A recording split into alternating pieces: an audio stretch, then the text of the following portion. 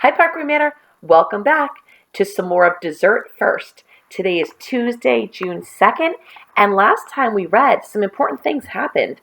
First of all, if you remember, Dessert was able to convince her mom to have dessert first. Well, I shouldn't say she convinced. She kind of set the table before mom could say no. And here it turns out, Dessert and the little ones, the little sister and brothers, ate their dinner. So, I wonder if this will be a continued tradition in their household. The other important event that happened is Mrs. Howdy Doody, Dessert's third grade teacher, is celebrating her 10th year of teaching.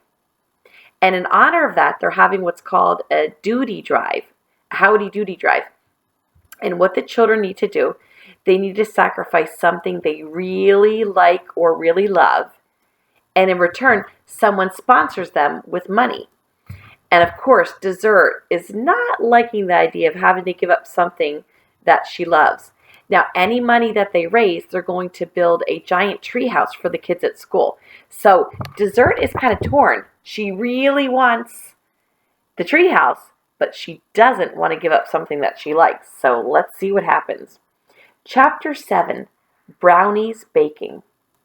Didn't take long for me to forget about the duty drive, because when I came home from school, I smelled brownies baking. I marched straight into the family room and said to Mummy, "Is it my imagination or do I smell brownies baking?" "Oh, you smell more than brownies baking today, Dessert. You smell double-decker chocolate bars." "Well, where are those double-decker chocolate bars, Mummy?" "Off limits, Dessert." "Well, but I could be your critic," I said. "Stay away from the double D's," Mummy said. "Oh, crud," I said to myself. And since she was busy with Charlie, Wolfie, and Mushy, and Daddy was out of sight, I headed to the refrigerator. There was a white box on the bottom shelf with a note on top that says, "Do not touch. That means you." Oh, crud again. They were probably for a bake sale or something like that. But it wouldn't hurt to see what they looked like. So I took the lid off. I nearly fainted. There, before my very eyes, was a full box of double-decker chocolate bars. I took a closer look and saw that there were exactly 12 bars sitting together neatly on Mummy's shiny turquoise paper. It seemed wrong that I'd only had double-deckers 3 times in my life, after I got 2 shots in my thigh when I was 4, and that really shouldn't even count. And when Mummy made them for a cookie swap. The one I got was barely visible, it was so small. And at my 6th birthday party, Mummy made them for the parents, and I managed to drop one. These must be for a bake sale. Charlie's school was always having one. Mummy made the best stuff for other people. And that just wasn't fair. It wasn't fair to us, her family. So I went ahead and picked one up. There was the thin, rich, brown fudge layer on the bottom. That layer was covered with a full ½ inch of white frosting. On top of that was a dark chocolate scribble. I scraped the tiniest bit off the side and put it in my mouth. It was the chocolatiest, vanilliest morsel ever. I nibbled along the edge, a little more, until plop. What was that noise? Oh, I packed the box together as fast as I could, shut the fridge door, and edged my way out into the hall. Whew, it was just the mail being delivered. False alarm. But I promised myself I would not go into that box again.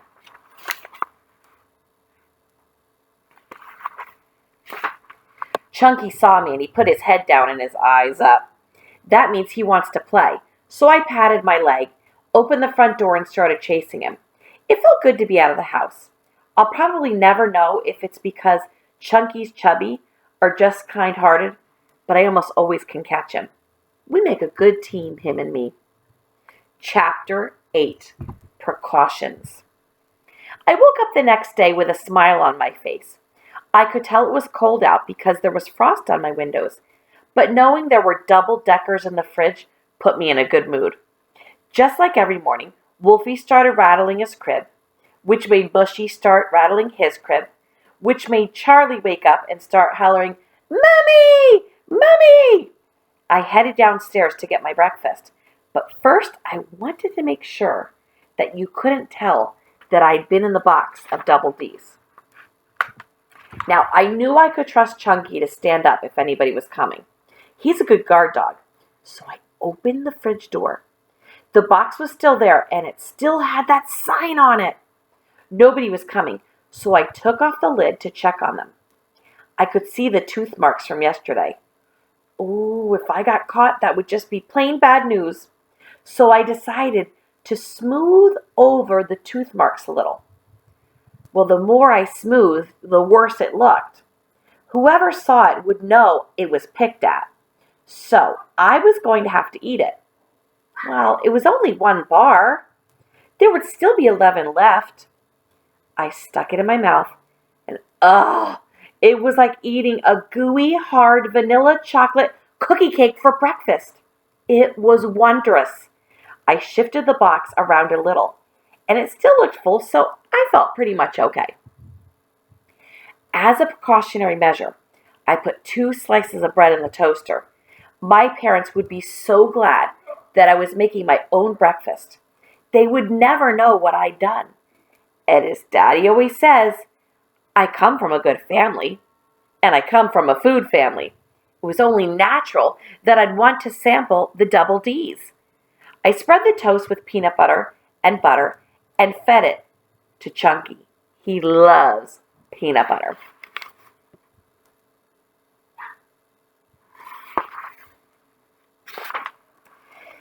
I was full of goodwill, so I zipped up the stairs, put on some clothes, and said to Mommy and Daddy, "I'm dressed and fed, and my backpack is ready, and I have 15 minutes left. What can I do?" "Just in time," replied Mommy. "Would you help Charlie choose her outfit? Sounds like she's having trouble." "Piece of cake," I said, even though I don't like helping her get dressed one bit. If her socks don't cover her toes exactly perfectly, she starts whining. And then when I try to fix them, she kicks me. But I was feeling so good and so chocolatey that I hummed, "Oh, what a beautiful morning," as I walked into her room.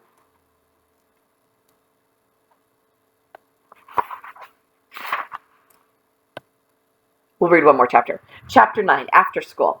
That afternoon when I got home from school, our babysitter Pam was there. I was confused because Mummy's usually home on Wednesdays. Pam saw the look on my face and said, "When the thermometer drops, order more cheese," I finished. That explained it. On the first cold day of each year, Mummy and Daddy are always short-staffed. Mummy says it's because fondue is a comfort food. So when the weather becomes chilly, people all go to the restaurant and want to eat it. Pam was always curious about what I was learning at school, so I let her empty my backpack for me. "Dessert, this looks like a perfect spelling test," she said. "It is," I said. "And a -2 on your math homework?"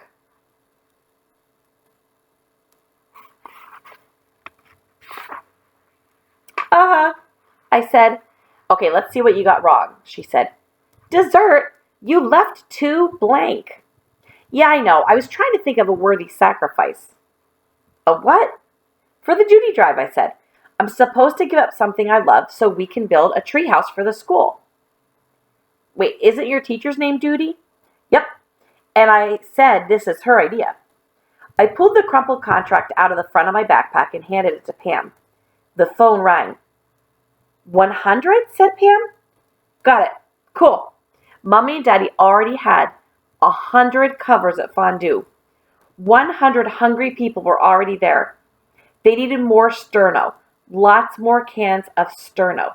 Those are those little cans that you light and a flame comes up and it helps to keep a metal tray on top warm. They needed more sterno, lots more cans. So Pam put me in charge of Charlie and left for fondue with the boxes of sterno and the beasties. I figured I had no more than 10 minutes, so I got right to work. I put the duty contract on the dining room table and made the chewing noise to Charlie. "Time for school," I said. I led the way up to my room, pointed at the bed, and said, "Take a nap." Thank goodness for my gum supply. I could get her to do practically anything for the teeniest piece of gum.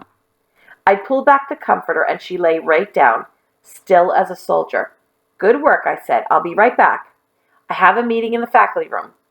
I went back downstairs and there was Chunky, sitting on the big window seat in the living room. Whenever the BCs leave, he waits there till they come back. I think he worries about them. I had to look at that box again, just to make sure it had really shifted okay. I opened the fridge, took off the lid, and once more, I admired the double Ds. I was enchanted with those bars. The swirly chocolate on top seemed even shinier than it had that morning. They were hard to resist. And Pam hadn't offered me an after-school snack, so I was on my own today. If I just cut off a little strip, no one would be able to tell I'd eaten any. So I got a knife and cut a little piece off the side of one of those bars. A very thin slice. The bar looked just a tiny bit smaller. And that little strip was so tasty. I studied the bars in the box, and the one that was smaller seemed to stick out. I was worried about that one bar looking skinnier. So I sat right down and shaved each bar just the tiniest bit. Those thin strips were the best snack I ever had, and it was good to see that the bars were all the same size now. The box still looked pretty much untouched. Nobody would ever know. I put it back on the shelf and closed the refrigerator door.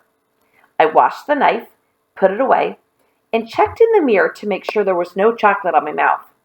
There wasn't, so I ran back upstairs and said to Charlie, "Wake up, time to read." And just like that, Charlie sat straight up, and I gave her a tiny piece of gum. "Watch and learn," I said as I opened my book. "Woo, fondue's jumping," Pam yelled up when she got home. "How are you guys?" "Good," I called back. "Come down here," said Pam. "I want to hear more about that duty thing." Ugh, I'd forgotten about that. What was I going to give up anyway? Well, at least I had 5 more days before I needed to hand my contract in. And that is the end of our chapters for today, boys and girls. Tune in tomorrow for Chapter 10, A Midnight Snack. I hope you all have a great Tuesday, and I'll see you tomorrow for more of Dessert First. Have a great day, boys and girls.